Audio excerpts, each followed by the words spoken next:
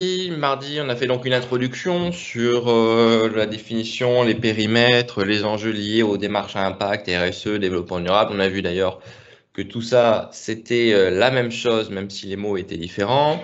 On a vu qu'il y avait trois grands axes de travail pour l'entreprise engagée. Un axe autour du social, qu'on a appelé l'entreprise motivante pour ses collaborateurs.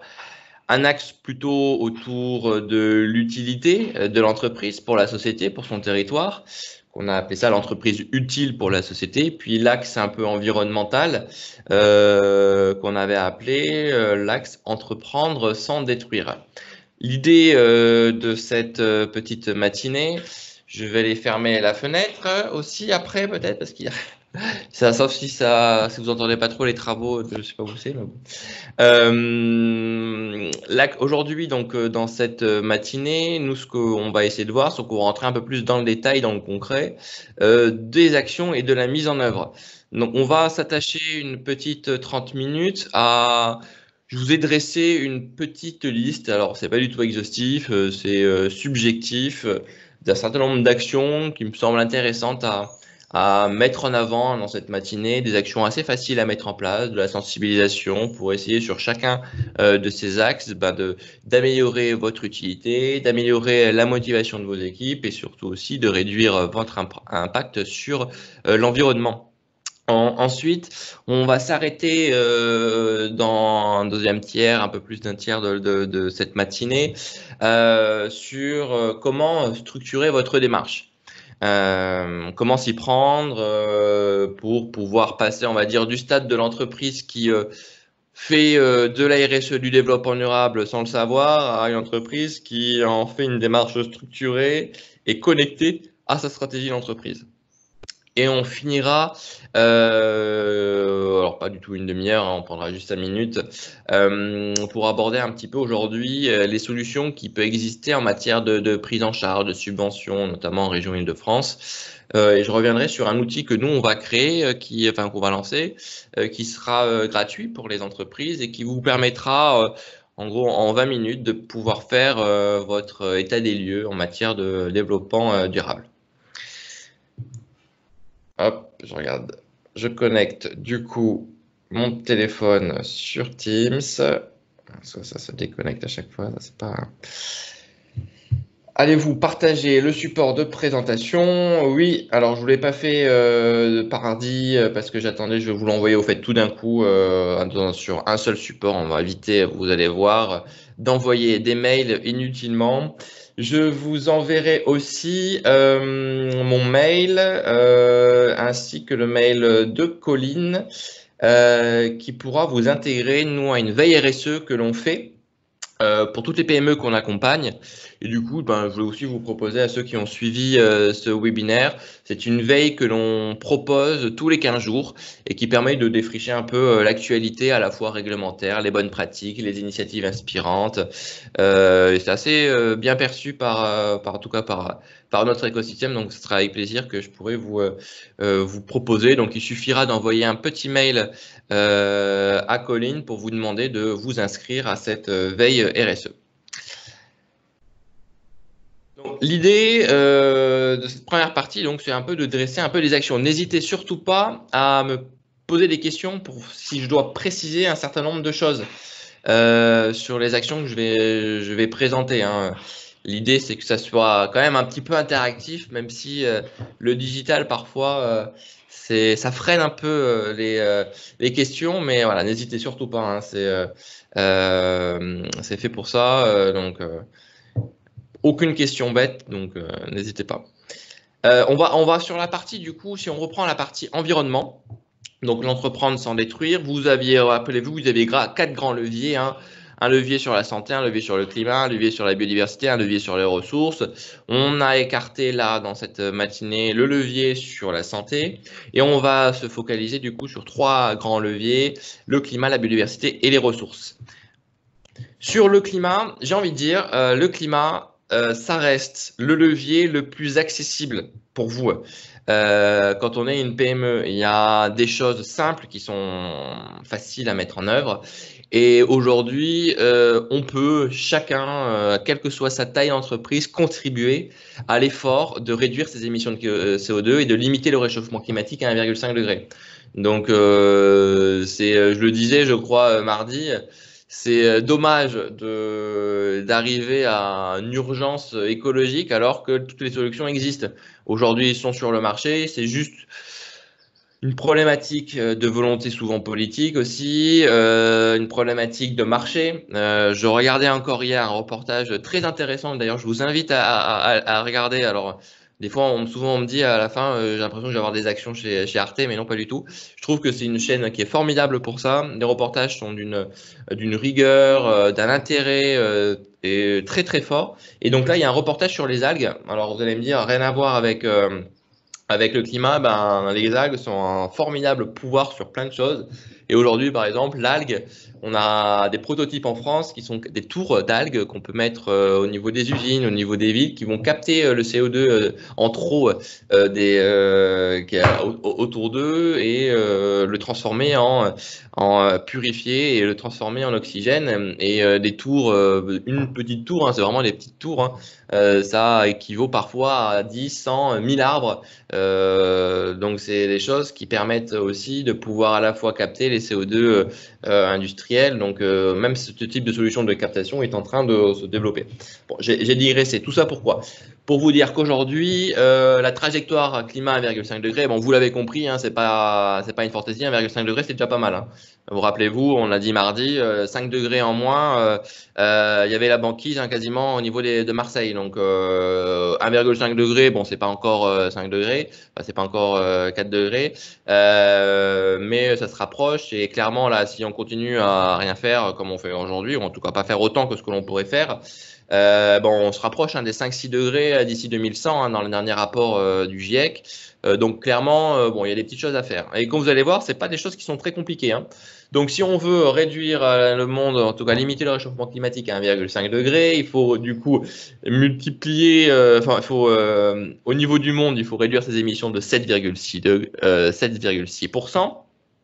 Au niveau de la France, cela veut dire de réduire ses émissions de 3% par an. 3% par an, c'est pas fou, hein. Bon, en tout cas, bon, 3% par an pour d'ici 2050, c'est quand même atteignable, même si bien sûr les derniers pourcentages seront un peu plus compliqués. Mais en tout cas, aujourd'hui, si vous dites, ok, moi, en tant qu'entreprise responsable sur la partie climat, je considère que faire ma part, c'est contribuer à mon niveau à la trajectoire 1,5 degré, ben, il suffit de réduire vos émissions de 3% par an. Bon. Une fois qu'on a dit ça, il faut aussi avoir en tête qu'il y a un objectif derrière de neutralité carbone au niveau de l'État français notamment d'ici 2050. Donc être neutre en carbone d'ici 2050, d'être neutre en carbone c'est net émission, ça veut dire quoi? Ça veut dire qu'il y a 3 étapes de toute façon à faire quand vous êtes une entreprise et que vous souhaitez être aligné dans cette trajectoire. Vous avez première étape à faire, c'est de se dire, bah, pour pouvoir réduire mes émissions de CO2, et ça on va en reparler après dans la structuration de la démarche, si vous ne savez pas d'où vous partez, vous savez pas comment vous allez les réduire. Hein. Donc il y a un sujet qui revient à la mode clairement, c'est la question du bilan carbone. Le bilan carbone, c'est aujourd'hui le seul outil qui existe qui vous permet de mesurer vos émissions de CO2. Je reviendrai juste après. Ensuite, une fois que vous avez mesuré vos émissions de CO2, eh bien, vous allez devoir structurer, mettre en place un plan de réduction des émissions de CO2 qui va vous permettre de vous aligner dans une trajectoire de réduction à 3% par an. Clairement, 3% par an, si on fait comme l'État, hein, on va pas arriver. Donc, on va plus vite et plus loin en entreprise. L'idée, c'est quand même de réduire un maximum d'ici 2030. Rappelez-vous pourquoi? Parce qu'il y a une inertie du climat et que entre le moment où on met une gramme de CO2 dans l'atmosphère et le moment où ce gramme a un impact sur le climat, il se passe 20 ans. Donc, d'où l'intérêt dans les 10 ans qui viennent de réduire tout ce que l'on peut et au maximum. Et ce que l'on n'arrive pas à réduire, on peut proposer, mais c'est bien après la réduction. Hein. Beaucoup d'entreprises disent bah tiens allez, bon, moi, je compense mes émissions, j'ai planté les arbres et voilà.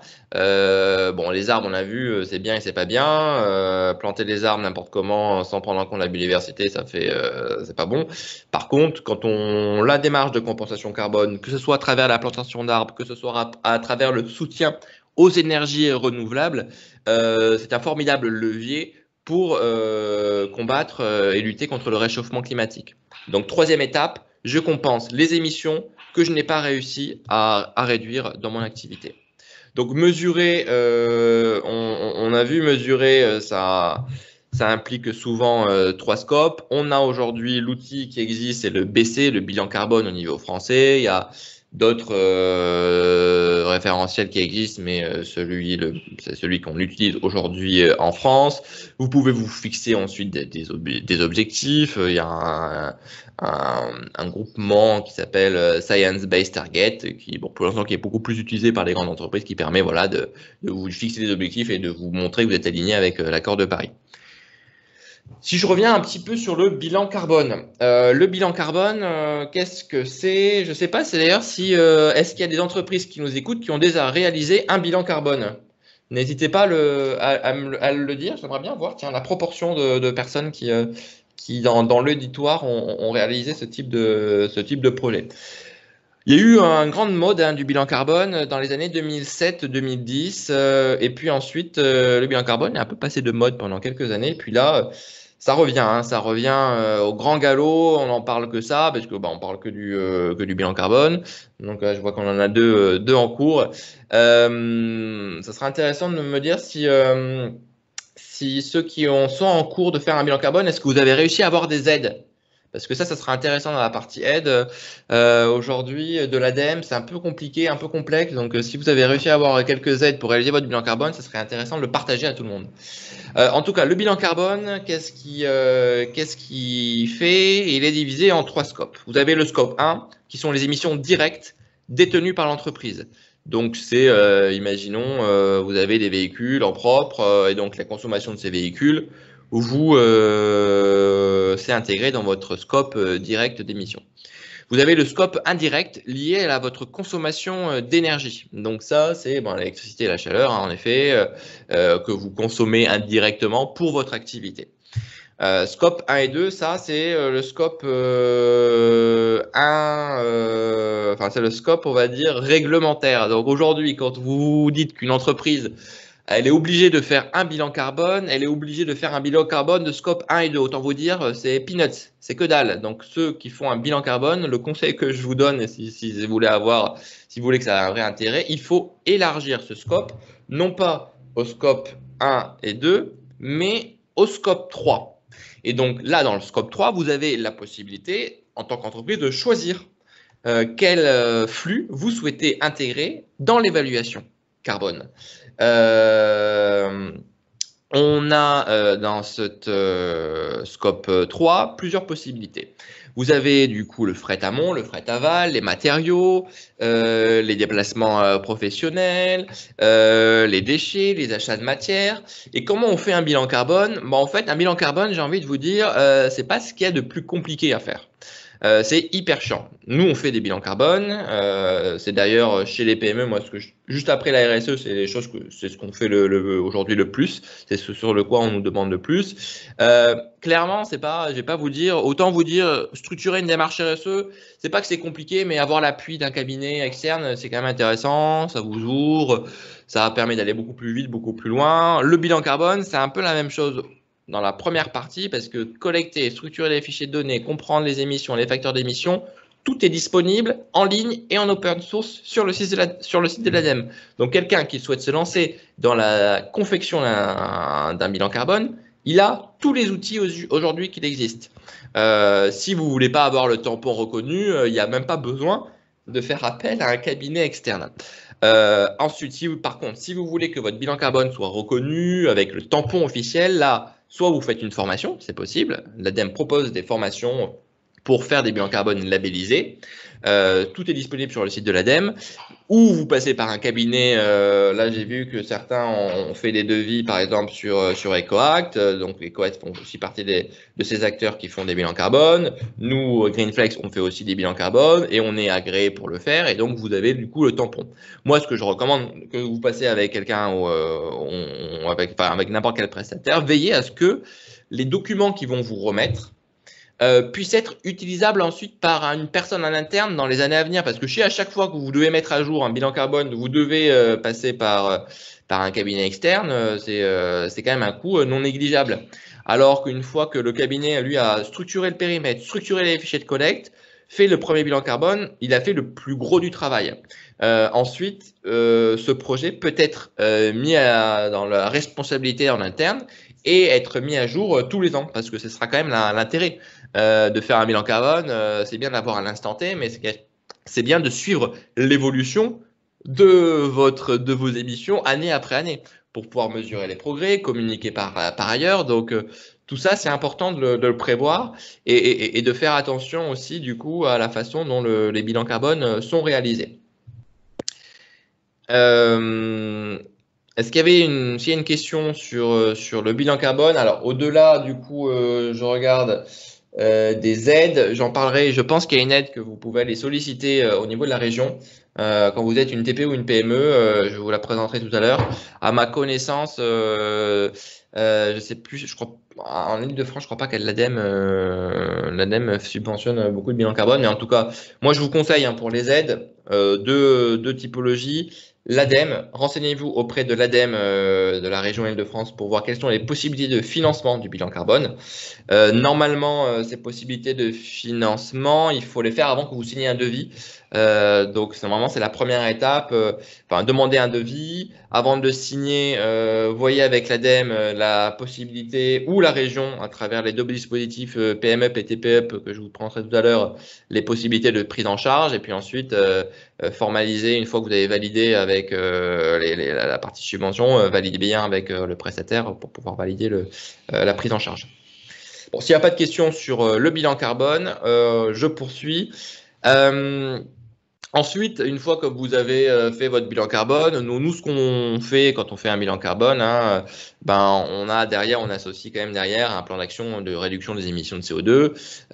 Et puis, en fonction de la stratégie que vous voulez mener, soit on transforme le bilan carbone en une stratégie carbone, donc ça c'est un petit peu différent. Soit vous voulez juste une cartographie des émissions de CO2 sans forcément derrière de définition de la stratégie. Ça, vous pouvez vous le faire vous-même. Donc ça dépend de vous. Si vous êtes dans l'optique du coup d'utiliser le bilan carbone pour développer une stratégie bas carbone, ça implique du coup associer au bilan carbone un plan d'action avec derrière un étalement de vos émissions de CO2 sur une année, une période que vous avez choisie. Ça, oui, et après la compensation, je pensais l'avoir mis. Et on en parlera ensuite dans la partie réduire ces émissions. Donc là, je vais juste vous donner quelques exemples d'actions qui peuvent avoir un intérêt aujourd'hui pour réduire votre bilan carbone. Donc, il y a un point qui est important, que vous soyez une industrie, que vous soyez dans des locaux administratifs. Ce qu'on voit, c'est si vous mesurez pas et si vous surveillez pas vos consommations énergétiques, vous avez peu de chance au fait de les réduire. C'est comme chez nous, quand à la maison, si on regarde pas du tout la facture, nos factures, on sait pas du tout ce qu'on consomme et donc on sait pas si on a une consommation responsable. On constate, nous, que ce soit du tertiaire, que ce soit de l'industrie, quand on commence à mettre en place des process pour mesurer les factures énergétiques, on peut avoir des gains de l'énergie sans rien faire, sans investissement, de 10 à 30%. Donc, c'est absolument la base. C'est pour ça que je le mets là dans ces actions un peu quick wins. C'est la base. Ensuite, le second sujet, c'est le chauffage. Le chauffage, clairement, c'est aujourd'hui un des grands pourvoyeurs de CO2 en France. Autant l'électricité, l'éclairage, on est décarboné, donc vous n'allez pas réduire de manière très forte vos émissions de CO2. Autant le chauffage, il y a encore énormément de ménages qui se chauffent au gaz, au fioul, et donc veiller aux températures de consigne peut être intéressant. En gros, sachez que quand vous augmentez ou diminuez de 1 degré, vous augmentez ou diminuez votre consommation d'énergie de 7%. Donc, c'est absolument pas négligeable. Ensuite, second volet, la partie ampoule basse consommation. Donc ça, je pense que pas mal d'entreprises ont déjà mis en place ce qu'on appelle, nous, du relamping. C'est vous transformer l'ensemble de vos éclairages en éclairage basse consommation. Aujourd'hui, je crois qu'il n'y a plus de certificat d'économie d'énergie associé à cette action-là, mais et de toute façon, elle est tout à fait toujours rentable si c'est bien fait. Hein, parce que, alors, pour ceux qui ont peut-être mis en place l'éclairage LED, bon, c'est trop tard, désolé. Mais souvent, ce que je vois, moi, dans les PME, c'est on remplace l'éclairage, l'ensemble des éclairages, par des éclairages LED. Sauf que c'est pas du tout ça qu'il faut faire. Ce qu'il faut faire, c'est revoir du coup ces notions de besoin en termes d'éclairage, parce que vous allez vous rendre compte qu'en fonction des types de LED, vous allez pouvoir diviser par 2 ou par 3 le nombre d'éclairages nécessaires pour la même qualité de lumière. Et donc clairement, en termes de ROI, quand vous remplacez pas un par un, mais un par 0,3, vous allez conserver une même qualité d'éclairage, mais avec 3 fois moins d'investissement. Donc c'est très important si vous faites accompagner, de bien veiller, il ne faut pas prendre n'importe qui, à faire en sorte que le relamping soit pas juste un fourvoyeur d'équipement, quoi. Le problème, c'est que souvent, vous faites appel à des gens qui fabriquent ou qui distribuent des LED. Donc eux, ils ont intérêt à vous mettre le plus de LED possible. Hein. Passer plutôt par des gens qui ne sont que des intermédiaires entre un installateur et un équipementier. Donc, s'il y en a qui, alors je ne sais pas trop la taille de l'entreprise et le type de secteur, mais si vous avez des gros aménagements au changement d'éclairage, n'hésitez pas à m'envoyer un mail. Nous, on fait ça plutôt pour des grosses quand même, des grosses rénovations. Donc, je pourrais vous mettre en relation avec des équipes qui font ça très bien chez nous. J'ai une question de Pascal. Désolé de revenir au bilan carbone. Si l'entreprise participe à la réduction des émissions, isolation, procédés des bâtiments, comment prendre cet impact positif dans le bilan carbone?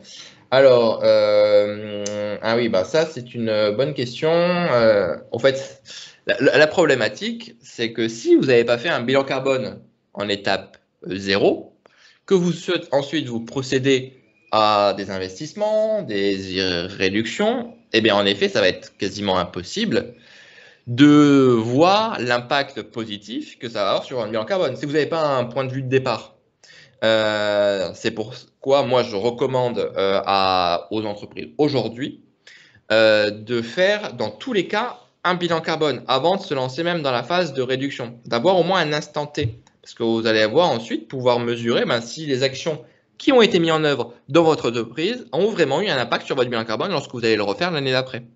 Après, sinon, il y a des facteurs d'émission. Alors après, c'est un peu plus complexe. Hein. Nous, on est en capacité, on pourrait voir a posteriori, vous dire, ben voilà, par rapport, si vous avez isolé et procédé telle ou telle action, on va pouvoir savoir et mesurer le pourcentage de réduction énergétique que cela a conduit et de converser ça en équivalent CO2. Mais c'est sûr que y a un petit travail en plus du coup à faire.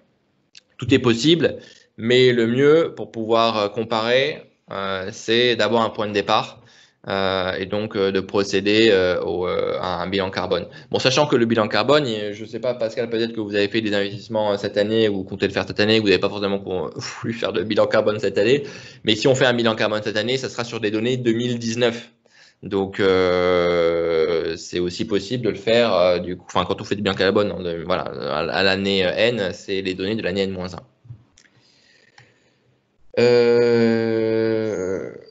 Scope 3, l'entreprise vend de l'isolation et des procédés d'amélioration de performance énergétique. Ah oui, je vois ce que vous voulez dire. Oui. Alors ça, c'est une question. J'accompagne moi une entreprise qui fait de l'isolation de combles.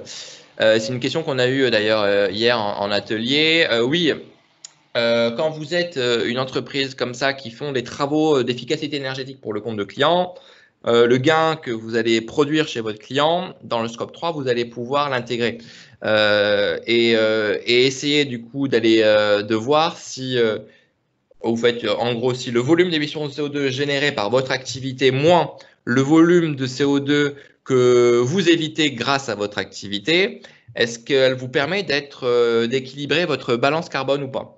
il y a deux possibilités du coup. Soit la balance est encore négative, enfin la balance est positive, donc, c'est-à-dire que vous émettez plus de CO2 de par votre activité que ce que vous réduisez de par votre activité. Et donc c'est que là, il vous reste des émissions de CO2 que vous allez pouvoir réduire à travers de la compensation carbone notamment, ou je veux dire compenser à travers de la compensation carbone. Ou dans ces cas-là, vous allez avoir des émissions de CO2 que vous allez éviter chez vos clients qui suffisent à compenser vos émissions de CO2 que vous émettez. Et dans ces cas-là, vous allez pouvoir être dans une démarche de positive en effet carbone, c'est-à-dire que vous allez régénérer et, de par des projets encore de compensation, c'est-à-dire que vous allez émettre moins de carbone, enfin votre activité va stocker plus de carbone qu'elle va en émettre. Et donc là, on est en effet sur ce qu'on appelle, nous, l'économie régénératrice. C'est ce qu'on essaye d'amener le plus d'entreprises possible. L'économie régénératrice, qu'est-ce que c'est? C'est de se dire que pour régénérer l'économie, c'est un chemin en 3 étapes. Je réduis. Quand je réduis, ensuite, je neutralise. Et ensuite, je régénère une fois que c'est le dernier stade. Donc ça, c'est possible. Alors on parle donc menuiserie extérieure à haute performance environnementale. Bon, ça, il faudra pour rediscuter de manière de manière individuelle. N'hésitez pas à m'envoyer un petit message. Sinon, je vais rentrer un peu trop dans les détails. Parce que je vois qu'il est déjà 10 heures. Un autre point important aujourd'hui, mais qui est en train de pas mal se développer avec le Covid, on l'a vu. Il y a un truc clairement qui utilise qui a un pan important des émissions de CO2 des entreprises, notamment tertiaires. C'est ce qui va vous plomber, vos émissions de CO2 lorsque vous n'avez pas d'activité industrielle. C'est le déplacement domicile-travail et les déplacements professionnels. Ça peut représenter jusqu'à 80% de vos émissions de CO2. Et donc, c'est le poste sur lequel vous pouvez le plus agir. Et c'est facile d'agir. Bon, il y a déjà le télétravail. Bon, pour ceux qui le peuvent. Mais quand on est tertiaire, a priori, vous n'avez pas de personnes qui sont dans l'usine. Donc, tous les salariés peuvent faire du télétravail. Donc, bon, avant, on va dire, j'essayais de trouver les arguments pour montrer que le télétravail c'était possible. Bon, là, je pense qu'on a tous vu que le télétravail était possible. Donc ça, au moins, hop, on a avancé. La question maintenant, c'est le nombre de jours du télétravail. Bah là, avant, je disais, nous, on avait 2 jours avant par semaine qu'on n'utilisait pas, parce que voilà, on était quand même habitué encore à regarder aller en entreprise. Maintenant, on est plus autour de 3 jours nous par semaine et tout le monde le fait. Parce qu'on a vu l'intérêt et donc et 3 jours par semaine en ayant 2 jours sur place avec les équipes, avec des roulements, ben franchement on perd pas forcément en convivialité parce que finalement la convivialité ben, on peut le faire aussi un petit peu après en déjeuner, en boire un coup. Ah mais t'es là? Pardon, Ah, je t'ai pas vu. attention à ceux qui n'ont pas fermé leur micro. Donc aujourd'hui, en effet, le télétravail, ben, ça s'est quand même bien développé. Ce qui est important, c'est de veiller, bien sûr, à avoir des équipements quand même qui fonctionnent, une connexion Internet qui fonctionne. Mais sinon, il n'y a pas de problématique particulière. On me demande souvent, mais est-ce qu'on doit payer les frais de Internet, d'électricité, de téléphone dans la mesure où vous fournissez un ordinateur, nous, on ne paye pas l'Internet. Là, je suis chez moi. L'électricité, l'Internet, je le paye avec mon argent. Pourquoi? Parce qu'au fait, aujourd'hui, le télétravail, en fait, c'est juste un accord entre l'employeur et le salarié. Vous pouvez même faire une charte de télétravail sur lequel les collaborateurs vont signer. Il n'y a pas forcément besoin d'un armadage juridique. Avant, je me rappelle, il y a 3 ans, on devait. Excusez-moi, je vais fermer.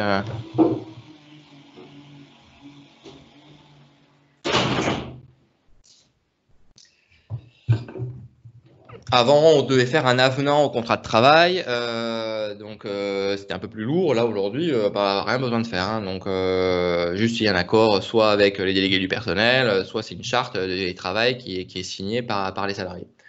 Je voulais juste vous mettre un point, donc ça vous concerne, je pense en Île-de-France un peu moins, parce que les gens qui habitent à 20 km de leur domicile, c'est quand même assez rare. Bon, il y a quand même pas mal d'entreprises. Il faut savoir quand même que 75 des déplacements, 75% des déplacements domicile-travail font moins de 5 km.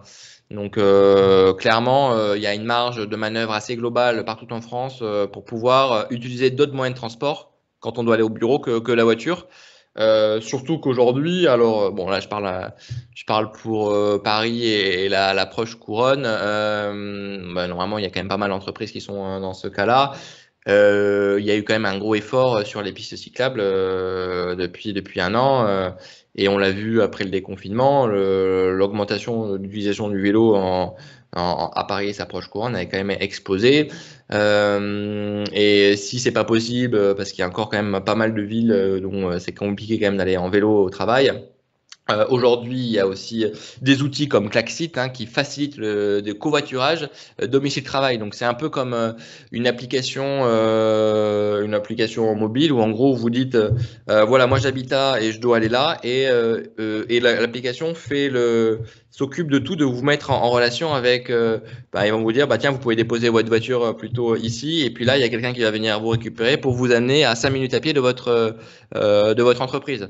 Donc ça, c'est des sujets qui sont intéressants à promouvoir aussi au niveau des salariés qui ne connaissent pas forcément.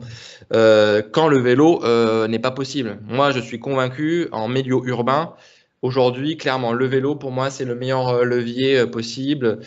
Et j'ai été assez surpris, surtout en période post-Covid, où les gens n'ont pas forcément envie de prendre les transports en commun.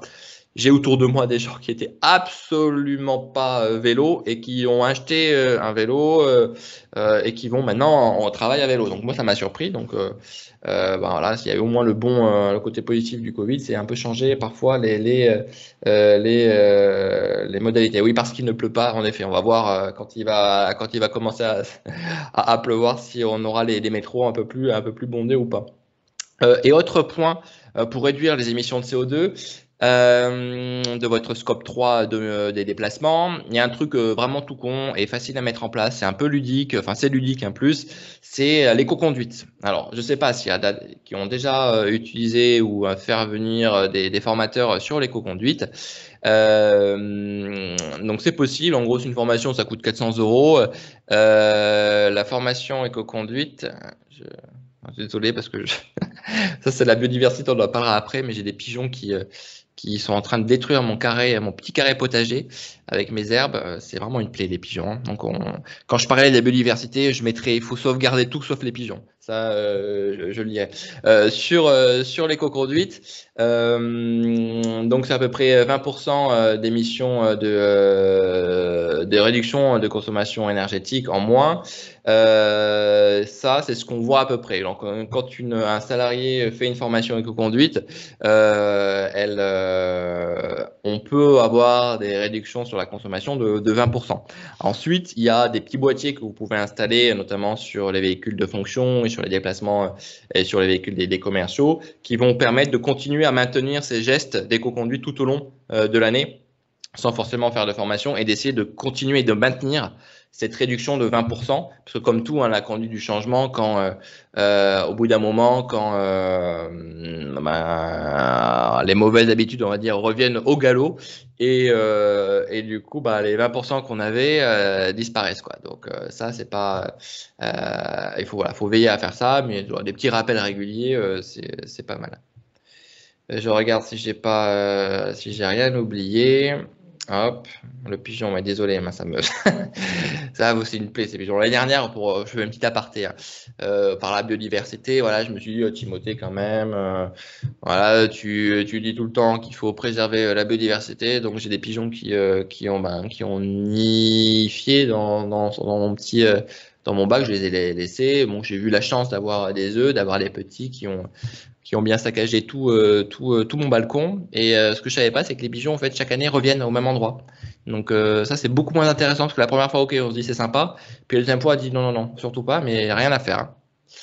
Voilà, c'était l'instant pigeon. Ah oui, autre point. Donc là, on était plutôt sur les déplacements domicile-travail. Là, sur les consommations énergétiques de l'IT. Donc ça, c'est un autre volet, hein. Je ne sais pas si vous avez vu les projections de l'IT dans la consommation mondiale d'émissions de CO2. On parle d'ici 2030 de 25% des consommations, enfin des émissions de CO2 qui seraient liées à l'informatique. C'est colossal. Vous l'avez vu dans le mardi, dans le petit quiz. Aujourd'hui, la consommation de l'IT, c'est déjà plus important que l'aviation. Donc, clairement, l'émergence et le développement des nouvelles technologies, sans considérer que ça peut avoir des nuisances pour l'environnement, a fait qu'on utilise un peu n'importe quoi et un peu n'importe comment nos mails, nos équipements. Donc, je vais vous montrer juste quelques petites actions simples qui peuvent réduire déjà votre consommation, enfin vos émissions de CO2. Bon, déjà, ce qu'il faut savoir, c'est quand on envoie à peu près 33 mails à 2 destinataires par jour, donc c'est un chiffre débile, on va dire, allez, 66 mails par jour. Cet envoi de mails équivaut à l'année à peu près un trajet de 1000 km en voiture. Donc ça, c'est juste l'envoi de mails. Donc autant vous dire que quand on sait ça, après on se dit est-ce que parfois on n'envoie pas des mails un peu pour dire tout et n'importe quoi. Donc il y a un usage aussi, un réfléchir à avoir sur les mails. Ce qu'il faut avoir en tête, c'est que sur les consommations de CO2 au niveau de l'IT, vous allez avoir, on va dire, 2/3 de ces émissions sur lesquelles vous allez pouvoir avoir un impact, soit direct à travers votre utilisation, soit indirect à travers le choix de data centers plus écologiques. Je vais vous montrer un outil qui vous permet de savoir si aujourd'hui vos data centers sont écologiques ou pas. On parle de quid des outils de messagerie directe, instantanée comme Teams versus les mails, en effet, ou Slack. Aujourd'hui, en interne, privilégiez les messageries instantanées. Essayez de supprimer à tout prix le mail. Pourquoi? Parce que dans les messageries instantanées comme Slack ou dans Teams, vous avez une configuration qui vous permet de dire qu'au bout d'un certain nombre de jours, les conversations disparaissent. Donc, il n'y a pas de trace. Ce qui plombe l'IT aujourd'hui, c'est la sauvegarde des données. La sauvegarde des mails, la sauvegarde des pièces jointes dans les mails, qui fait que quand vous ouvrez votre boîte mail, vous avez l'intégralité de ces données qui tournent pour vous les récupérer. Et c'est ça qui crée des émissions de CO2. C'est ce stockage de la donnée. Et donc, il faut éviter d'envoyer des mails. Donc, voilà, nous, on a une personne qui est spécialisée dans le Green IT chez nous.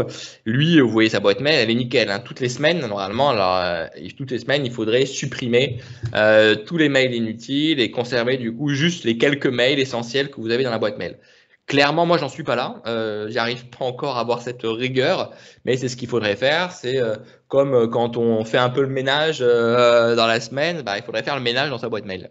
Ça, c'est le meilleur moyen d'avoir un IT qui soit le moins énergivore possible en termes de mail.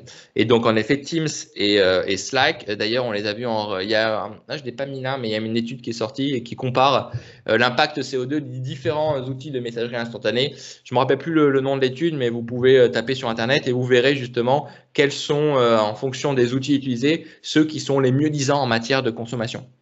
Donc, en interne, privilégier les messageries instantanées. En externe, on peut faire, bien sûr, il faut faire le mail, mais éviter absolument. Alors, moi, il y a un truc qui me fait rire.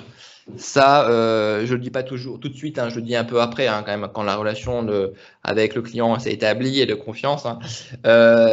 C'est ceux qui disent en dessous du mail, n'imprimez pas ce mail, préservez, faites un geste pour la planète, super logo, la feuille, le truc qui bouge et tout. Ça, c'est le pire que ce qu'ils peuvent faire, parce que tout ça, c'est des octets, et donc c'est de la donnée qu'on conserve dans chaque mail. Et donc on fait tourner en faisant ça, ça consomme beaucoup d'énergie pour rien. Donc une signature, il faut qu'elle soit, on va dire, le plus sobre possible, et surtout ne pas imprimer ce mail. Hein. Ça, c'était bien dans les années 80.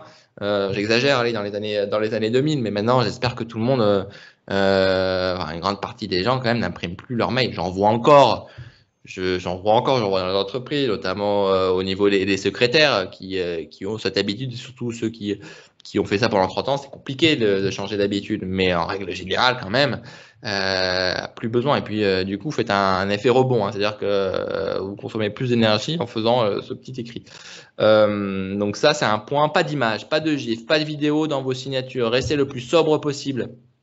Et le point, alors là aussi, qui est clé, c'est ne pas mettre de pièces jointes dans un mail normalement. Alors, c'est compliqué au début, hein.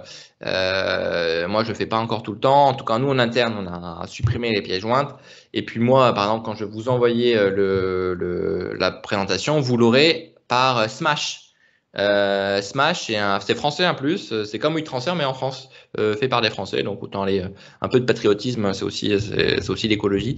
La problématique que je rencontre, c'est parfois on vous envoie un mail et puis vous dites tiens, je vais l'ouvrir un peu après. Sauf que là, quand on fait des transferts, ça a une durée de vie limitée. Donc après, le transfert, il disparaît. Donc c'est ça qui est l'intérêt, hein, c'est que du coup, il n'y a pas de stockage qui se fait. Mais il ne faut pas oublier d'ouvrir la pièce jointe et de le télécharger. Hein. Ça, sinon, vous perdez le document. Et après, je dois vous le renvoyer. Mais après, quand il y a beaucoup de monde qui me demande ça, après, je suis énervé. Et ça, c'est pas écologique. Ensuite, il y a un truc qui est bien, c'est l'anti-spam. Ça, clairement, il y a plein de mails qui sont qu'on reçoit, qui pourraient être évités. N'oubliez pas l'éviter. Ce qui est important, c'est qu'il n'y ait pas le mail qui arrive dans votre boîte mail. Donc, même s'il y a un mail qui arrive dans votre boîte spam, c'est pas bon parce qu'il est stocké. Donc, il faut mettre un blocage qui vous permet d'éviter les spams. Il y a un petit outil que je vous invite à télécharger qui est super bien fait, c'est CleanFox. Et vous utilisez ça, il va vous cleaner votre boîte mail. Il va vous dire voilà, tous les trucs, toutes les newsletters auxquels vous vous êtes abonné ou que vous avez jamais lu et du coup que vous recevez quand même. Donc ça crée de la donnée. Donc là, très facilement, vous l'installez et vous allez voir, vous allez avoir toute une liste. Il va vous demander voilà, ça vous pouvez supprimer et vous allez cleaner votre boîte mail très facilement. Est-ce que j'ai dit tout sur l'utilisation? J'en parlerai un petit peu après de toute façon. Ah oui, tiens, est-ce que vous savez, vous, qui est votre hébergeur? Où sont hébergées vos données? Ça, souvent, les gens, ils savent pas trop. Et pourtant, vous l'avez vu, c'est 25% des émissions de CO2 liées au data. Donc, c'est important de se renseigner parce que clairement, maintenant, aujourd'hui, quasiment tout le monde passe par des hébergeurs. Et donc, c'est intéressant. Je ne sais pas si est-ce que quelqu'un parmi vous s'est déjà posé la question et a déjà questionné son hébergeur? Donc, on a OVH. Ici, donc OVH font pas mal d'efforts aujourd'hui pour réduire les émissions de CO2 de leur data center. Nous, typiquement, on est chez Infomaniac. Donc, l'indicateur qui vous permet de savoir si votre data center, en gros, pollue ou est plutôt bon, c'est le PUE, le Power Usage Effectiveness. En France, du coup, il est en moyenne de 2,5. Donc, d'où l'intérêt de questionner. Donc, on vous a mis un petit site qui s'appelle Green Web Foundation. Et donc là, vous allez sur Green Web Foundation et puis regardez si votre hébergeur, c'est quoi son PUE. Nous, on vous a mis là quelques hébergeurs parmi les plus efficients en Europe. Clairement, moi, je conseille à ceux qui le peuvent, et donc c'est souvent ceux qui n'ont pas de données énormes à héberger, vous n'êtes pas sur des choses très sensibles, parce que clairement, souvent, on reste sur Amazon, parce que Amazon, en termes de sécurité, de puissance, de calcul, ils sont quand même bons. Mais aujourd'hui, ils sont pas encore, même s'ils s'engagent à être neutres, ils sont pas encore neutres. Donc il y a d'autres serveurs que auxquels vous pourriez regarder et contractualiser avec eux. Et ensuite, du coup, là c'est juste quelques actions de réduction. Il y en a plein d'autres, je vous rassure, mais il est déjà 10h20. C'est compenser vos émissions de CO2. Donc là, rappelez-vous, vous avez fait votre bilan carbone, donc vous savez exactement combien vous devez mesurer comme émissions de CO2. Vous avez mis en place des actions de réduction, vous réduisez vos émissions de CO2, et puis il reste des choses que vous n'allez jamais pouvoir réduire. Et donc, vous allez vous dire, ok, voilà, j'ai 100 tonnes. j'ai 100 tonnes d'émissions de CO2 que j'émets chaque année dans l'atmosphère. Et étant donné que moi, je souhaite vraiment me dire que mon activité est neutre pour le climat, je vais compenser ces émissions résiduelles dans des projets. Alors, soit des projets de séquestration carbone. Je vous parlais des algues. Alors, typiquement, bon, ça ne va pas le faire, hein, ça coûte 10 millions d'euros, je crois, là encore. Donc, à moins que vous soyez très riche. Mais donc, il y a d'autres projets hein, qu'on peut séquestrer du carbone, mais c'est clairement, notamment, plutôt nous, ce qu'on vous allez faire, c'est vous allez plutôt développer et financer des projets de séquestration carbone à travers soit l'achat de certificats carbone, soit la prise de participation directe dans des projets, notamment des projets sur les énergies renouvelables. Hein. Donc ça, c'est possible. Ça veut dire que vous allez prendre des parts, ou que vous allez financer le développement de parcs d'énergie renouvelable et que ça va vous donner du coup des certificats de compensation associés. Ça, c'est possible. Après, aujourd'hui, donc je vais pas rentrer dans les détails parce que je ne sais pas si ça concerne beaucoup de monde, mais clairement, maintenant, il y a le label bas carbone en France, qui concerne quand même plus les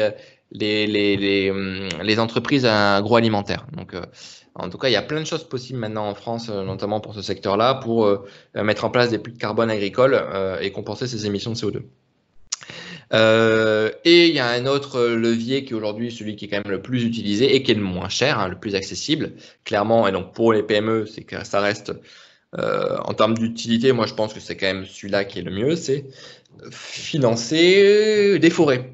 Alors, je préfère dire des forêts que des plantations d'arbres, parce que planter des arbres, ça fait un peu, je plante n'importe quoi, j'en plante 15 et puis voilà, et j'ai l'impression d'avoir fait un bon geste. Non, c'est sûr que si vous en plantez 15 arbres comme ça, c'est bon, c'est bien, mais bon, déjà, est-ce que vous allez planter les bonnes essences par rapport au bon endroit et aujourd'hui, appuyez-vous sur les structures. Moi, je travaille pas mal avec Reforestation. Reforestation, eux, donc, ils contribuent à planter des forêts qui sont adaptées au changement du climat dans les 10, 20, 30 années, des forêts qui sont pas une monoessence, donc on va pas planter juste des pins. Mais on va essayer de créer une biodiversité avec cette forêt. Parce que le problème des plantations d'arbres à grande échelle, et ce qu'on voit hein, malheureusement, surtout à l'étranger, hein, pour réduire les coûts, c'est qu'il y a des entreprises du coup qui veulent être neutres en carbone, ils vont planter 1 million d'arbres. C'est 1 million de la même essence, ça détruit la biodiversité. Donc faites attention lorsque vous traitez avec ce genre de structure, de comprendre le cahier des charges derrière de plantation. Après, bon, ce qui est bien avec Reforestation, mais il y en a, Ecotree fait ça aussi, je crois, c'est des plantations qui sont en France aussi. Donc ça permet aussi d'améliorer cette utilité. En France, la problématique des forêts en France, c'est pas tant la déforestation, hein, parce que notre capacité forestière a augmenté en France, c'est la qualité des forêts qui sont en France, qui sont malades, beaucoup, vulnérables, qui au feu de forêt, au réchauffement climatique, et donc participer au reboisement en France, ça permet de revitaliser les forêts françaises. Donc ça peut être intéressant. Pour vous donner une ordre de prix, je crois qu'on est à peu près à 2 € l'arbre pour des projets en France. Hein. Ça peut être beaucoup moins cher, on est sur du 0,80 peut-être sur des projets dans les pays en voie de développement. Ensuite, sur du coup la compensation, moi, ce que je vous propose et qui coûte pas grand-chose, c'est de changer de fournisseur d'électricité, fournisseur d'énergie. C'est comme le forfait mobile, hein, bon pas la box, hein, parce qu'en effet tout le monde a peur de changer sa box parce qu'une fois qu'on l'a installé et qu'elle marche, c'est déjà formidable. Donc on n'a pas envie de changer l'opérateur. Mais le téléphone mobile, ça on peut changer comme on veut. C'est pareil pour votre fournisseur d'énergie. Hein. Aujourd'hui, il y a quand même une différence entre des fournisseurs d'énergie, même quand vous souscrivez à un contrat vert, et des fournisseurs qui sont dans l'ADN complètement entre guillemets verts. Il y a une différence entre Enercop et Engie ou Direct Energy. Toute la question, c'est quelle utilité et quel impact vous voulez avoir. Si vous voulez chercher à maximiser votre impact, clairement, souscrire à un contrat d'énergie avec Enercop, qui est une coopérative, donc sur laquelle vous allez être partie prenante de la coopérative. En termes d'impact, c'est beaucoup plus important parce que eux, vous allez financer à travers votre fourniture d'énergie, le développement de parcs renouvelables en France directement.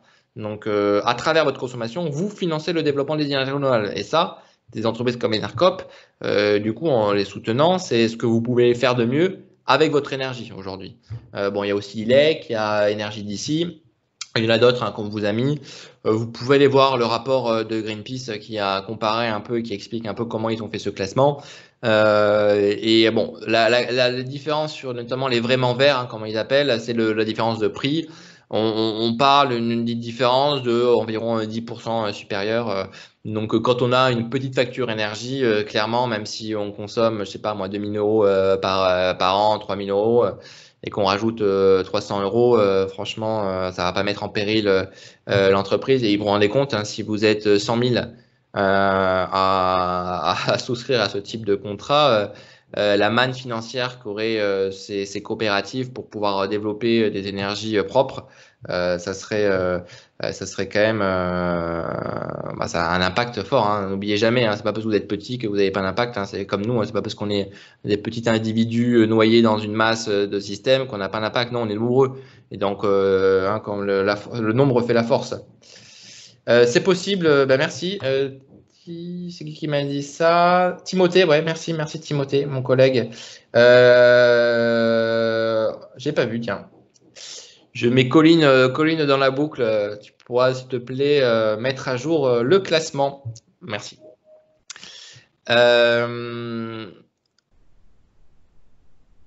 Ensuite, je vois qu'il est déjà 28, donc je vais passer un peu rapidement. Ah, mes pigeons, non, ils sont partis. Donc là, protéger la biodiversité et les oiseaux, hein, surtout.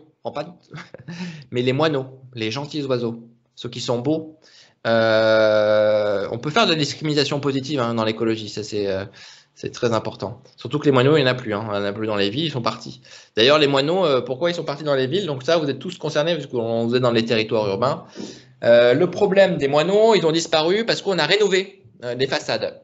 Et donc avant, ils aimaient bien se nicher dans les façades où il y avait des trous. Bon, voilà, maintenant, on a quand même on essaie d'avoir des bâtiments qui soient moins énergivores, donc on les isole, on les rénove, et c'est tant mieux. Mais on a oublié de dire, tiens, merde, où est-ce qu'ils vont pouvoir nicher? Donc il y a des choses, installer des nichoirs, c'est pas du tout bête hein, dans les villes. Ça permet de redonner du coup des espaces de vie à des espèces et de réamener du coup de la biodiversité, notamment en ville. Ce qui est intéressant avec la biodiversité, c'est que c'est ludique. Hein. Aujourd'hui, vous pouvez construire votre propre nichoir en atelier avec vos salariés. Hein. Moi, j'ai une entreprise qui l'ont fait. C'est très simple et ça permet, voilà, vous faites un petit goûter avec une petite exposé sur la biodiversité, pourquoi il faut la protéger, les problématiques, et derrière un petit atelier concret pour fabriquer les nichoirs pour autour de l'entreprise. C'est intéressant en termes d'implication de vos collaborateurs sur votre projet de développement durable. Bon, il ne faut pas que ça s'arrête à là, hein, on est d'accord. Hein, si votre projet RSE se limite à installer des nichoirs autour de l'entreprise, ça va être limite. Mais bon, c'est un début. Ensuite, il y a l'aspect des ruches. Bon, ça c'est un peu compliqué, l'aspect des ruches. Hein. On a les ruches. Le problème, c'est que quand vous mettez les ruches en ville avec des abeilles sauvages, ça, oulala, Pascal, qui est pas d'accord. En effet, en ACV aujourd'hui, si vous regardez les chiffres de l'ADEME, on constate qu'en est sur l'ACV, l'énergie éolienne reste l'énergie la moins émettrice de CO2 sur toute l'ACV. Vous pouvez la regarder dans le rapport qu'avait fait l'ADEME. Le solaire un peu mieux.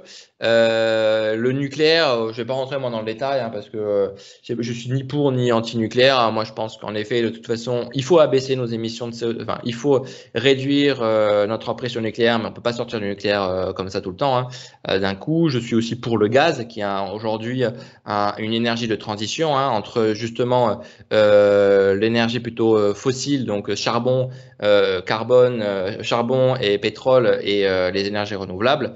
Donc, il n'y a pas, oui, il ne faut pas être extrémiste, hein, je ne suis pas du tout extrémiste, mais je considère que l'énergie nucléaire, en tout cas, n'est pas non plus une énergie propre et que je suis contre, en tout cas, c'est mon point de vue, hein, de me dire que je laisse des déchets qui vont devoir être gérés par des générations qui n'en ont pas forcément voulu.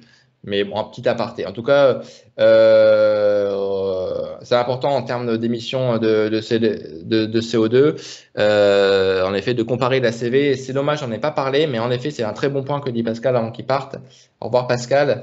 Quand on, et ça, j'en parlerai juste après, parce qu'il soulève un point important sur l'analyse cycle de vie. Aujourd'hui, quand on développe un produit, quand on teste une technologie, pour être sûr que cette technologie ne met pas d'impact négatif par ailleurs, la seule outil qu'on peut utiliser, c'est l'analyse de cycle de vie.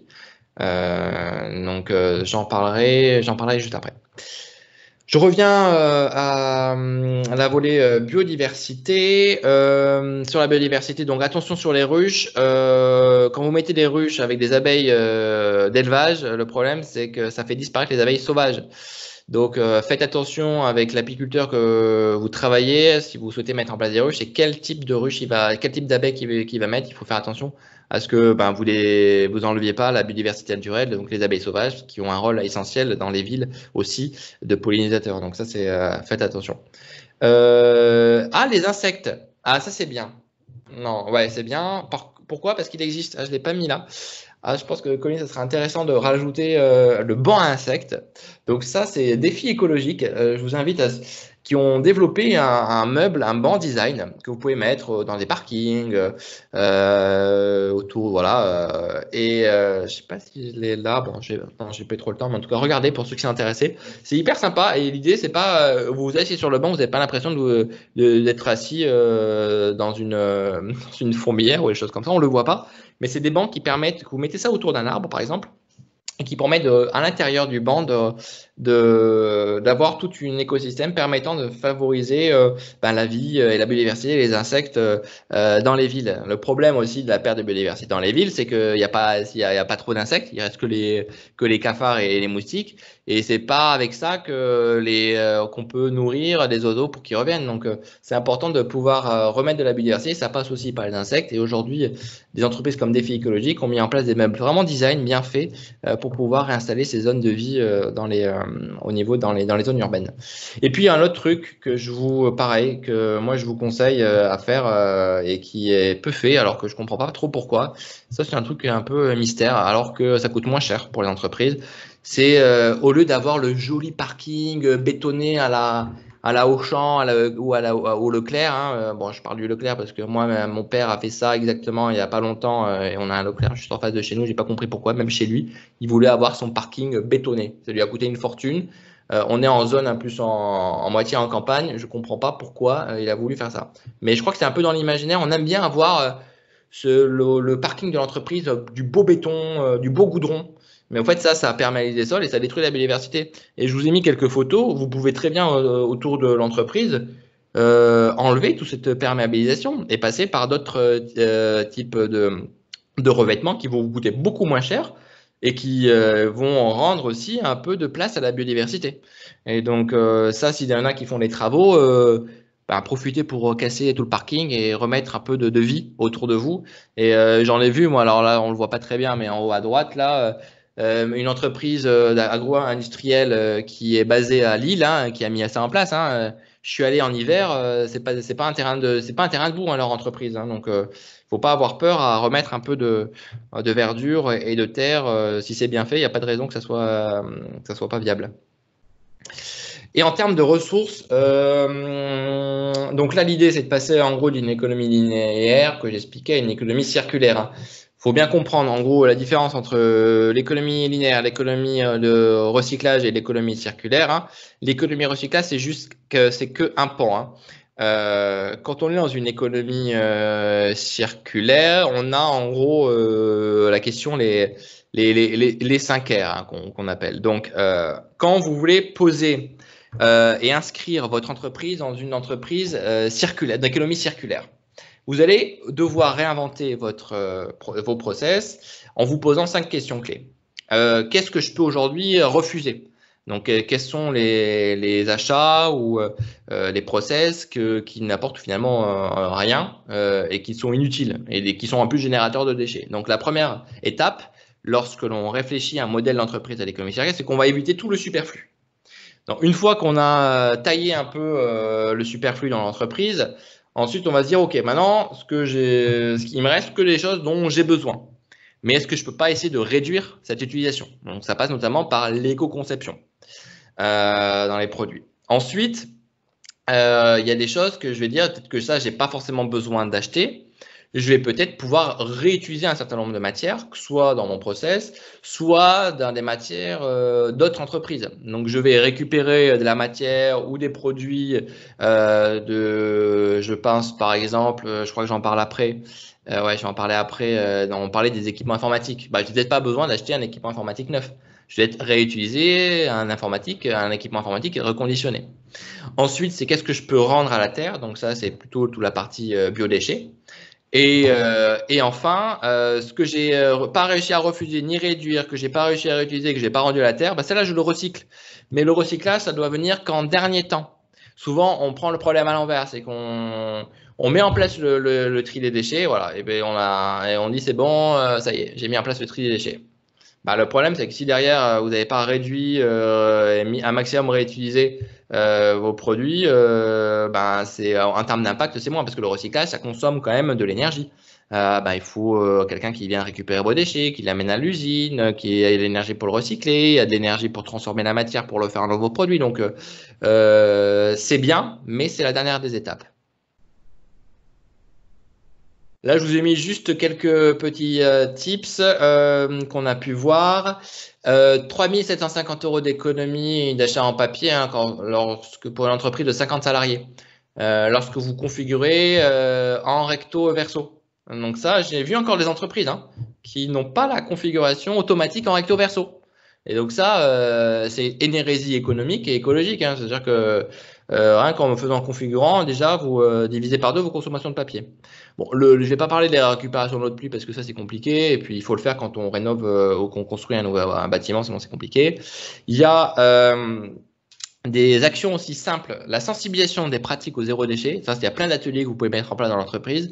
Ce qu'on peut voir, c'est les réductions de 150 à 250 € d'économie par an et par collaborateur lorsqu'on les sensibilise aux pratiques zéro déchet. Et ça, le conseil que je vous donne, c'est inscrivez vos pratiques zéro déchet dans le livret d'accueil lorsque vous intégrez un salarié. C'est le meilleur moment de le sensibiliser. Il va vouloir faire les choses bien, être bien intégré dans l'entreprise. Donc, s'il sait un peu c'est quoi les pratiques zéro déchet de l'entreprise, eh ben, il va être plus à même à les faire.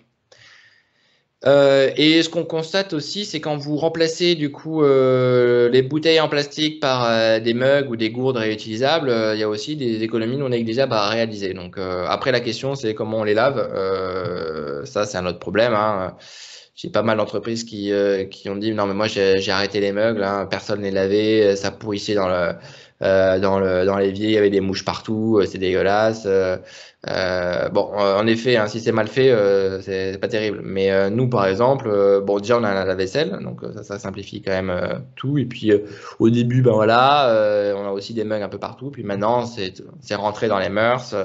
On s'est fait incendier quelques fois et maintenant, les gens, le soir, ils rapportent leur tasse dans l'évier, le lavent et le mettent sur l'égouttoir quand la vaisselle est pleine. Et ça marche très bien. Donc là, mug café.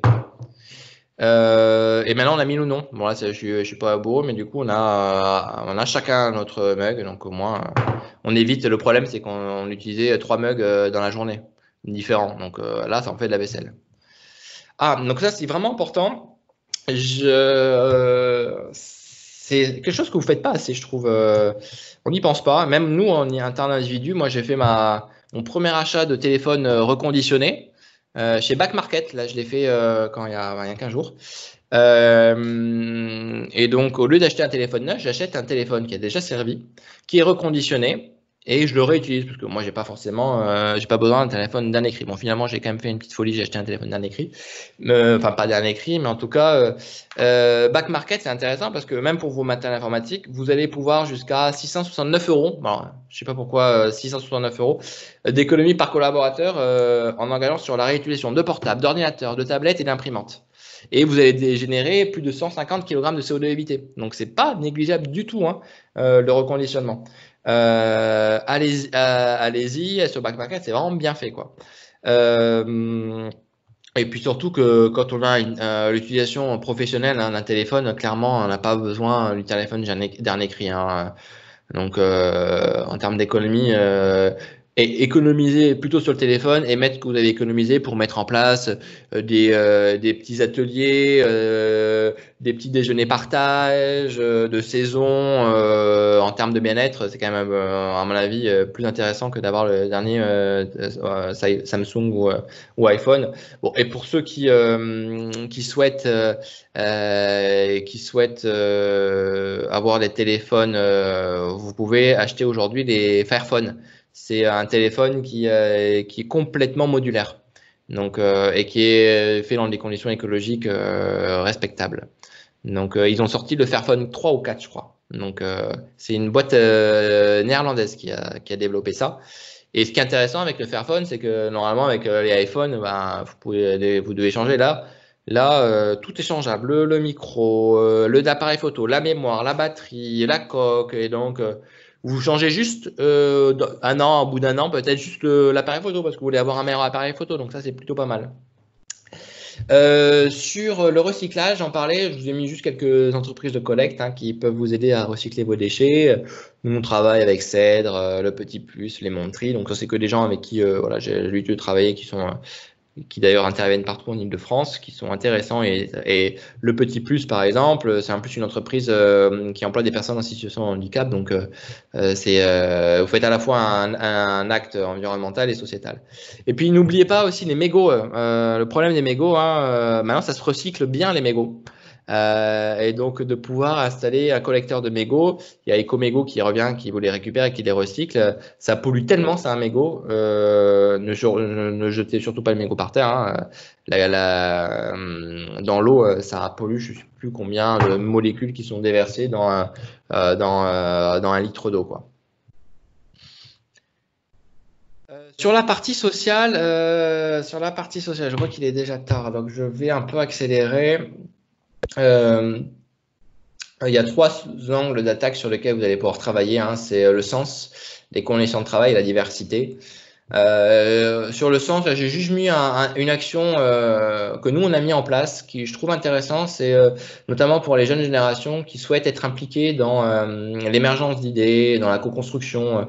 Nous on a mis en place un Labino qui permettait, voilà, c'est un petit process qui permet à n'importe quel salarié de soumettre une idée. Donc on avait chaque année un challenge, une thématique précise sur laquelle l'entreprise voulait travailler cette année-là. Et au lieu de le faire dans son coin ou en Cody ou en Comex, l'idée, c'est de commencer l'année avec un challenge où n'importe qui peut soumettre ses idées, les présente au comité de direction et il y a un petit process qui permet ensuite de valider cette idée. Si elle est validée, elle est creusée et derrière, elle aboutit à un fiche projet.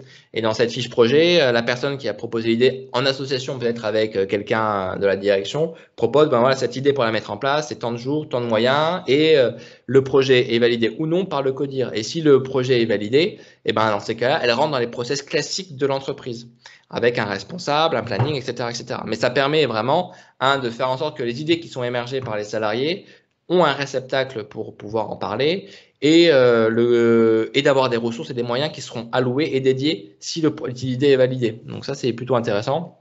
Donc nous, on a abouti il y a quelques années, on a développé carrément un restaurant. Donc ça a été un gros chantier pour nous parce qu'on n'est pas du tout restaurateur, mais on s'est dit tiens, nous, on fait beaucoup de conseils dans le monde agroalimentaire. Et puis, est-ce qu'on ne ferait pas plutôt un lieu où on appliquerait nos principes? Donc, pour ceux qui habitent dans Paris, le restaurant est ouvert au grand public. Ça s'appelle Imago Resto et c'est sur les grands boulevards.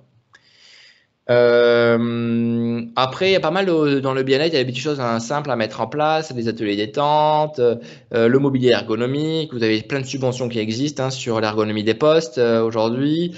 Et la végétalisation des espaces, ça c'est important, c'est des petits trucs, mais qui clairement ont des répercussions assez fortes sur, on appelle ça la biophilie, sur la productivité des salariés. Surtout dans les espaces un peu urbains. On estime qu'il y a un ROI de 2,5 euros à 4,8 euros pour chaque euro dépensé dans les solutions de santé et de bien-être des salariés. Et surtout, alors ça je le redis, il y a une action qui est clé pour moi quand vous souhaitez mettre en place une démarche RSE. On fait diagnostic RSE, mais faites un diagnostic social, une enquête de satisfaction et de bien-être de vos collaborateurs qui va vous permettre un peu d'identifier quels sont aujourd'hui les sujets clés à adresser. Et même quand vous êtes 15 ou 20, moi j'ai accompagné pas mal de TPE, ils sont 20 et ils se disent ouais mais nous les salariés, moi on les connaît, on sait les problèmes. Bah, en fait non, il y a plein de choses qu'on n'ose pas forcément dire, même si le dirigeant est le plus ouvert possible, même s'il y a une entente, une écoute possible, il y a toujours, alors ça dépendra après des personnes, mais un frein à dire. Et donc faire une petite enquête de satisfaction, ça va vous permettre d'identifier quels sont aujourd'hui les sujets et les chantiers clés, quelles sont les sources de motivation de vos collaborateurs, pouvoir ensuite mettre en place un plan d'action autour du bien-être qui soit le plus efficace possible. Et ça passe que par une enquête de satisfaction qui soit anonyme. Et le mieux, c'est pour le faire, si vous voulez avoir le plus de réponses possible, il faut mieux le faire passer par un tiers. Parce que sinon c'est compliqué ensuite que les gens répondent. Alors, est-ce qu'on a des outils de diag à conseiller aux entreprises sur la partie bien-être? Alors, moi, alors pas en outil de diag, il y a pas mal d'entreprises qui proposent des questionnaires d'enquête de satisfaction. Il y a des applications mobiles, je pense à Orco, OURCO, c'est une petite application qui permet de mesurer justement et de faire, alors ces enquêtes non pas de manière une fois dans l'année, mais de suivre tout au long de l'année avec des petites questions. C'est très bien fait. Moi, je vous conseille vraiment de télécharger, c'est gratuit. Téléchargez même pour vous, Orco, et vous allez voir que c'est assez intéressant pour suivre justement l'évolution des sujets, l'évolution du bien-être dans une entreprise.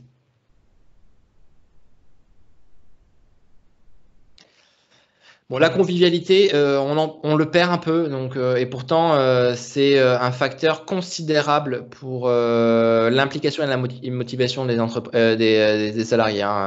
Je crois que c'est un tiers de l'impact de la motivation aujourd'hui est créé par les relations entre les collègues et l'ambiance générale dans l'entreprise.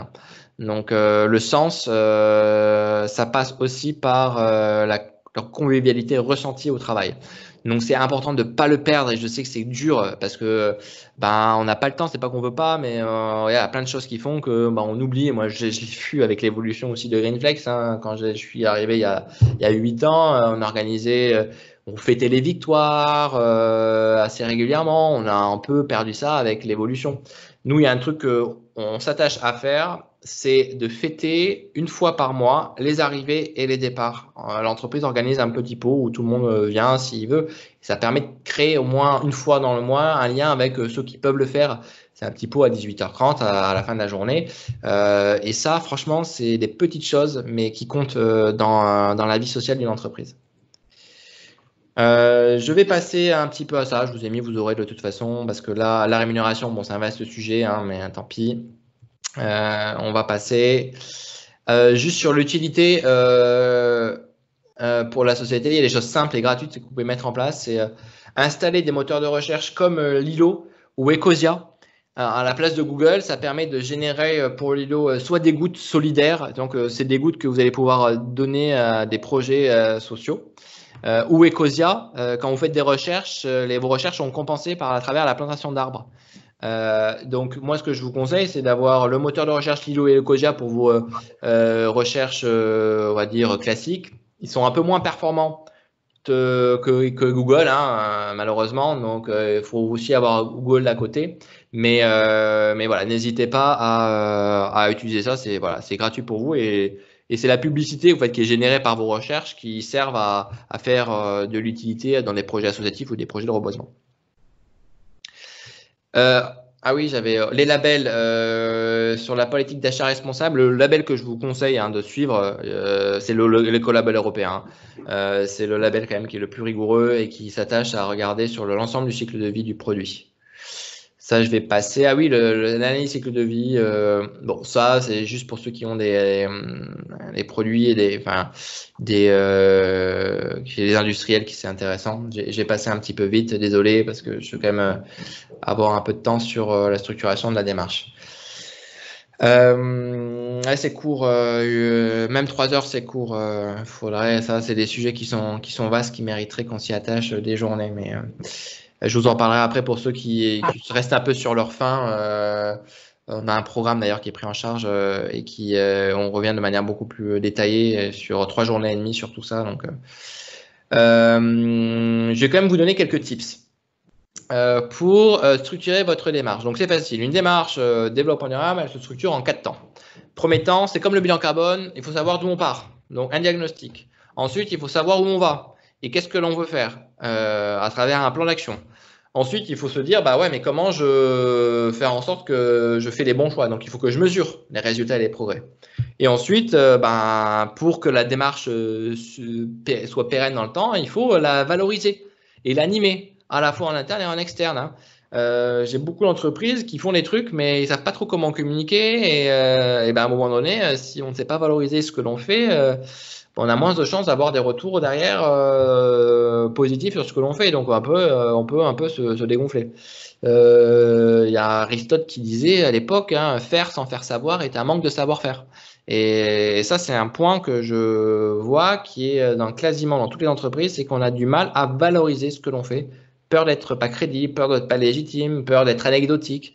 Donc plein de choses qui font qu'on le fait pas. Mais tant mieux, je veux dire, mais à un moment donné, il faut pouvoir franchir le pas.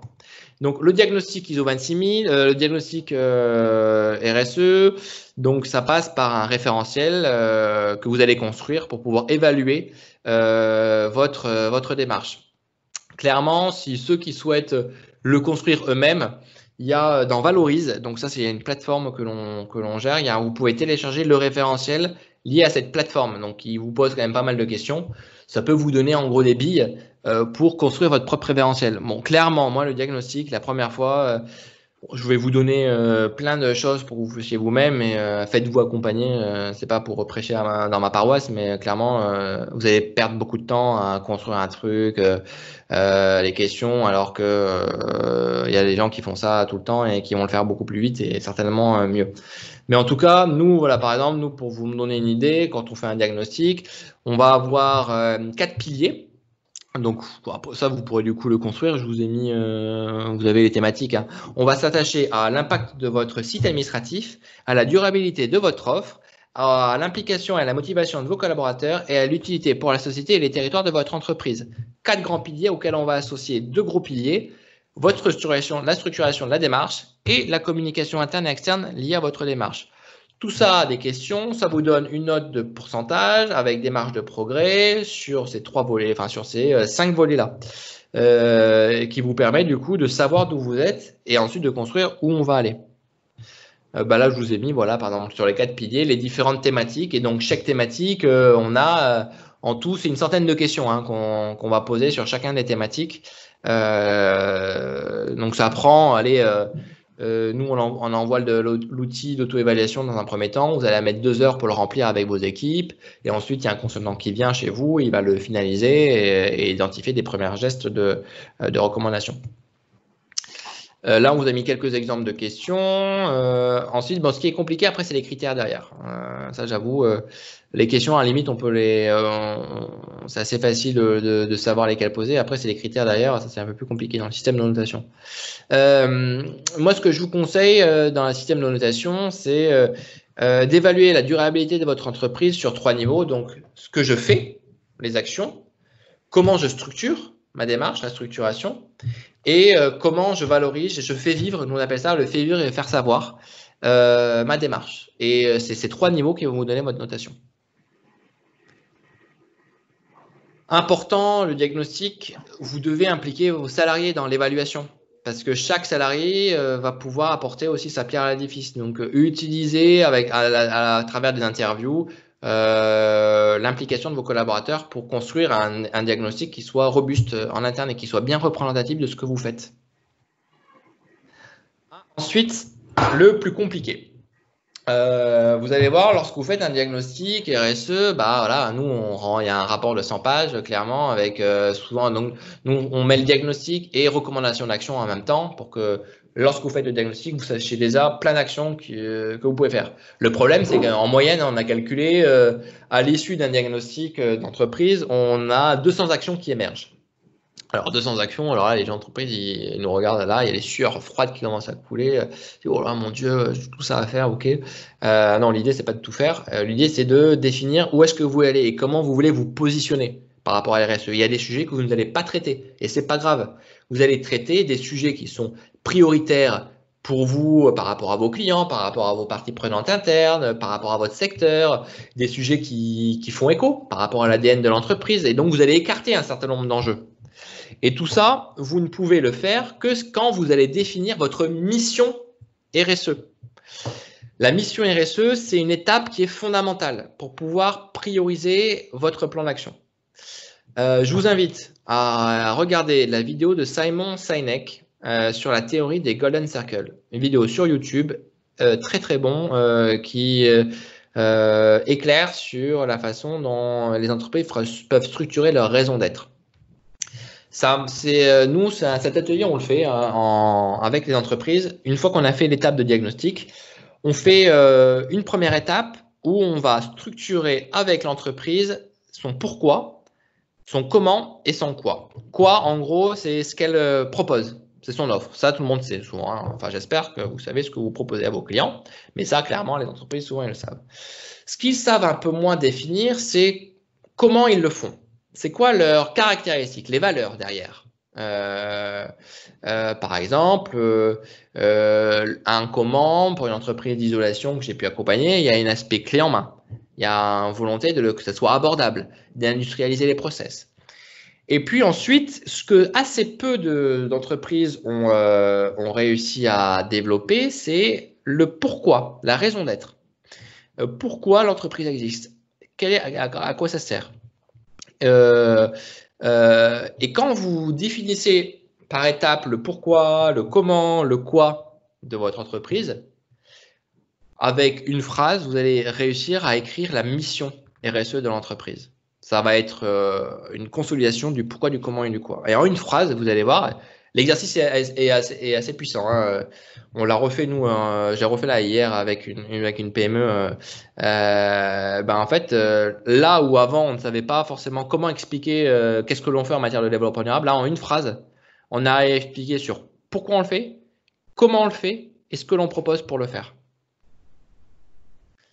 Et donc ça, une fois que vous avez défini votre mission RSE, vous allez avoir un exercice fondamental qui est de se dire, OK, suite à cette mission RSE, quels engagements je souhaite prendre moi en externe.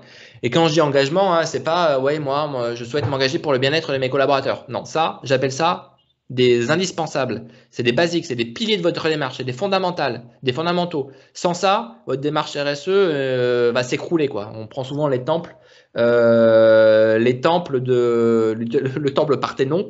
Vous avez des gros piliers qui tiennent le toit. Et donc ces gros piliers, c'est notamment le bien-être de vos collaborateurs, la conformité, l'impact environnemental de votre site administratif. Voilà, c'est des fondamentaux qui vont pas avoir une valeur de différenciation en externe. Par contre, ce que vous allez devoir réfléchir, c'est ce sur quoi vous allez être reconnu, le fameux fort. Ces 3 engagements forts, différenciants, qui vont porter votre mission d'entreprise et sur lesquels vous allez fortement communiquer. Et ça, c'est un peu plus complexe à définir. Et ça se définit aussi par rapport à la concurrence, par rapport à ce que vous voulez être et ce que vous voulez devenir. Donc ça, c'est des sujets. Donc là, j'ai mis quelques exemples d'entreprises. Ah oui.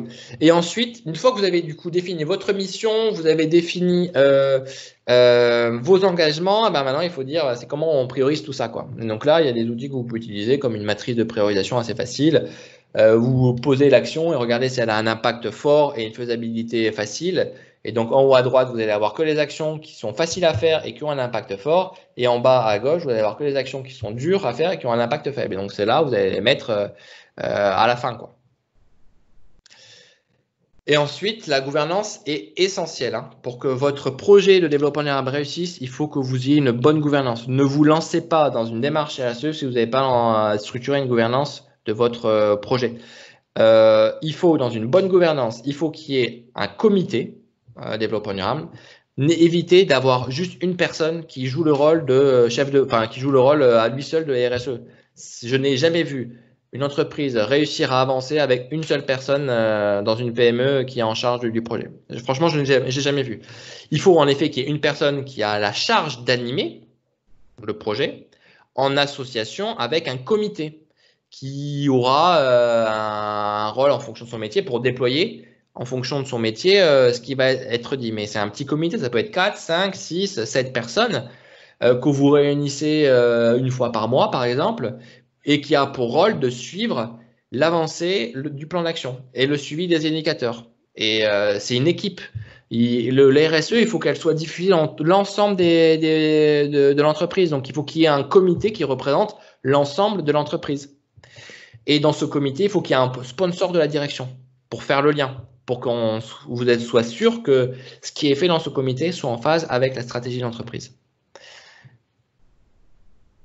Désolé, je vois qu'il est tard. Après, important, c'est mettre en place les bons indicateurs de performance. Un indicateur de performance, c'est pas quand si vous voulez suivre vos consommations de papier, l'indicateur, c'est pas votre consommation de papier. Il faut ramener votre indicateur avec un dénominateur qui va vous permettre de suivre la pertinence de vos efforts de réduction. Et sur les consommations de papier, peut-être que vous allez mettre sur le chiffre d'affaires, par exemple. Et donc, votre indicateur, c'est consommation de papier sur le chiffre d'affaires. C'est ça un bon indicateur. On vous a mis 10 indicateurs, par exemple, que vous pourriez suivre. Je ne vais pas revenir, mais là, on a parlé de la neutralité carbone. Clairement, ceux qui visent la neutralité carbone, l'indicateur que vous allez devoir structurer, c'est votre émissions de CO2 rapportées à votre chiffre d'affaires. Vous allez voir qu'au fil des années, vous allez décarboner votre chiffre d'affaires. Et donc, vous allez être proche de la neutralité carbone petit à petit.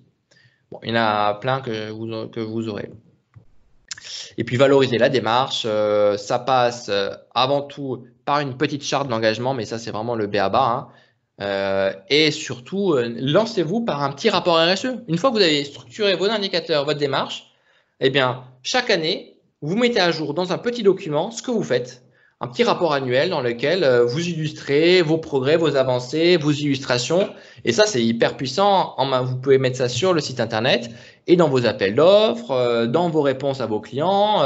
Et c'est un document, la première année, voilà, ça prend un peu de temps à le faire. Nous, on peut, par exemple, c'est des choses qu'on accompagne, mais après, vous mettez à jour chaque année avec vos nouveaux indicateurs. Ça, c'est franchement, c'est un bon outil de valorisation. Je vous ai mis quelques 10 facteurs clés de succès pour réussir la transition. Donc, je vous laisserai à tête reposée regarder. C'est rare que toutes les entreprises cochent les cases. Mais voilà, ça vous donne un peu une guideline. Et ensuite, je vous ai proposé un peu la politique des 100 jours. En matière de RSE, vous arrivez, ouais, super, là, allez, c'est bon, maintenant, je lance mon entreprise en matière de développement durable. Qu'est-ce que je fais? Moi, je vous propose de commencer par un petit séminaire, notamment la direction. Si vous avez la direction qui ne sont pas tous alignés, on fait peut-être un petit séminaire de 2 heures pour les acculturer, les former à ce que c'est que le développement durable et qu'est-ce que ça peut être bénéfique pour l'entreprise. Vous évitez les freins qu'il y aura au changement. Ensuite, une fois que c'est bon, vous avez balayé ces freins-là, vous lancez la phase de diagnostic, savoir d'où vous partez, que vous complétez avec un bilan carbone parce que c'est l'enjeu fondamental. Donc, c'est bien si à ce diagnostic RSE, vous associez un diagnostic carbone. Si vous avez des produits, vous associez un petit ACV de votre produit pour savoir un peu comment après améliorer le produit. Et enfin, le RSE, c'est aussi des hommes associés à ce diagnostic RSE carbone, un petit diagnostic d'enquête de satisfaction. Comme ça, quand vous allez retrouver dans la phase 2, qui est la phase où vous allez structurer la vision, les engagements et les plans d'action, vous allez voir exactement c'est quoi les problématiques au niveau de votre offre, au niveau des hommes et au niveau global de l'entreprise. Et donc là, vous allez pouvoir structurer une stratégie RSE qui a vraiment du sens et qui est pertinente. Et enfin, pour finir, quelques aides en Île-de-France. Je vais vous en parler. Je pense, mais je ne suis pas sûr, que vous pourrez peut-être faire financer de l'accompagnement RSE, de l'accompagnement carbone énergétique à travers le programme PMUP et le programme TPUP de l'Île-de-France.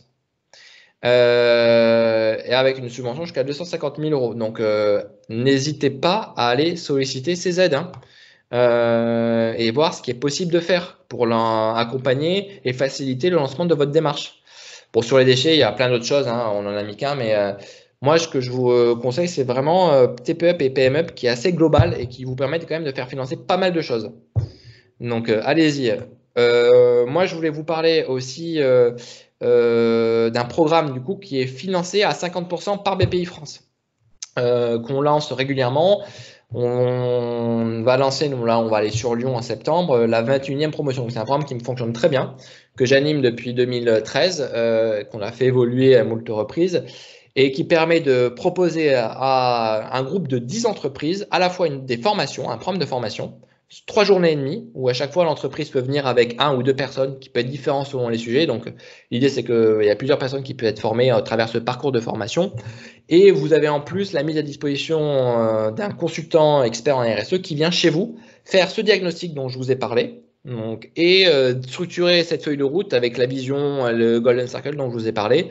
Et à la fin, on se revoit, ça dure 1 an, mais bien sûr, c'est petit à petit et chacun avance à son rythme. Et c'est pas chronophage, c'est vraiment fait pour les PME et les TPE.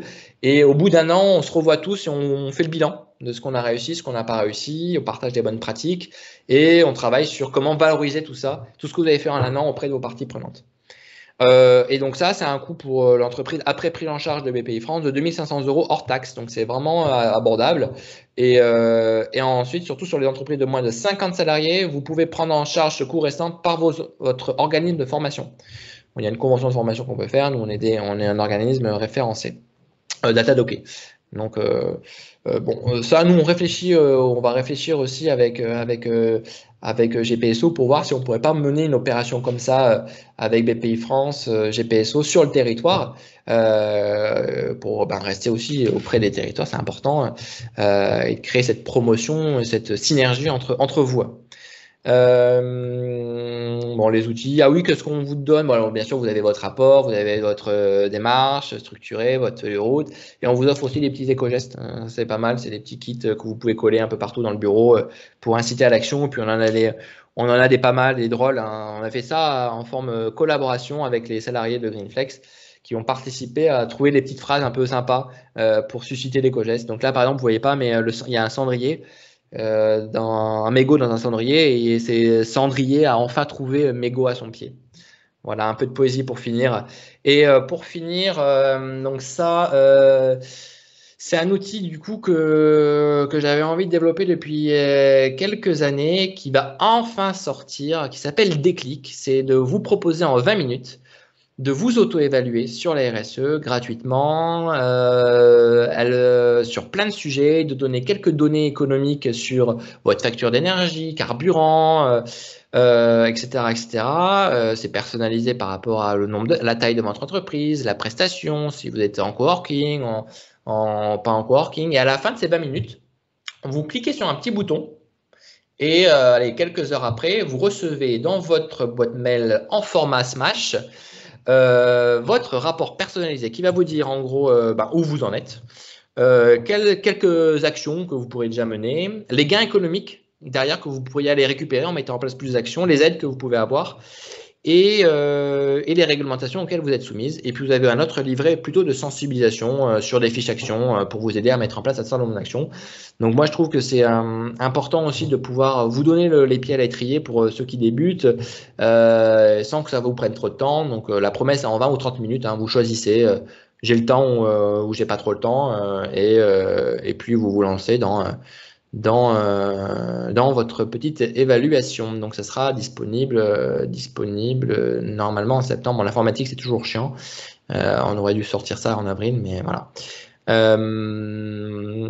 Et donc là, pareil, n'hésitez pas à nous envoyer je mettrai, de toute façon, je mettrai dans la présentation, je mettrai mon mail et puis ceux qui souhaite déjà être inscrite à la veille RSE, vous serez au courant du coup quand l'outil sera effectif. Je vois qu'il est 10, un petit peu de retard. Ah oui, ça c'est ce qu'on vous allez avoir, le rapport, là, tac. Ben voilà, j'espère que ce module de RSE vous a plu. Donc on va terminer sur ça. Vous allez recevoir la présentation. Il y aura un replay. Je sais que Colline a enregistré. C'est bon, ça fonctionne bien. Merci à toi. Ce que je voulais vous dire peut-être pour conclure, c'est que quelle que soit votre taille, quel que soit votre secteur, il y a plein de choses super sympas à mettre en place. C'est des projets qui sont hyper stimulants pour les salariés. Il faut surtout pas négliger cette partie-là. Éviter de rentrer dans l'angle réglementaire ou dans l'angle labellisation référentielle dans un premier temps. Ça va vous mettre dans des cadres. Moi, ce que je vous propose, faites d'abord votre démarche, structurez votre démarche à votre rythme, avec ce que vous voulez faire, et ensuite allez chercher un label si vous avez besoin de valoriser votre démarche auprès des parties prenantes.